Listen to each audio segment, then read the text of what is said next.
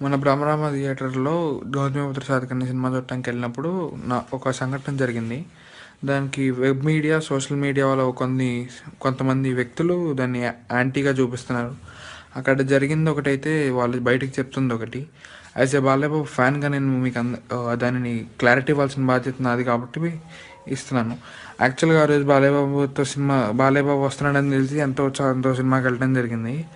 అక్కడ సినిమాకి వెళ్ళినప్పుడు బాలయ్యబాబుని చూడగానే ఉత్సాహంతో ఫోటో తీసుకుందామని వెళ్ళాను. ఆ ఉత్సాహంలో పొరపాటున ఆయన కాలు తొక్కడం జరిగింది. ఆయన దానికి కాలు తొక్కారని ఆ రెస్ట్‌లో జనాలు ఉన్నారు అని నా చెయ్యి తోశారు.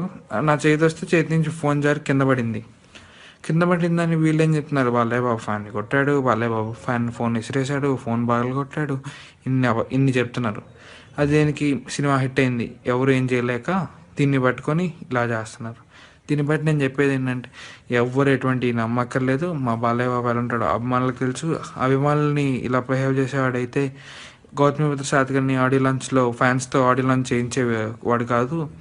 ఇలాంటివి చేయటం వల్ల బాలయ్యబాబుని వాళ్ళు ఏదో చేస్తాం అనుకుంటారు, కానీ బాలయ్యబాబు ఏం చేయరు. బాలయ్యబాబు అభిమానులే శ్రీరామ రక్ష. అదే రోజు ఇంకో విశేషం ఏంటంటే, అదే రోజు ఆయనతో ఇంకో షోకి వెళ్ళటం జరిగింది. అప్పుడు అదే ఆయన ఆ రోజు ఫోటో వేయటం జరిగింది.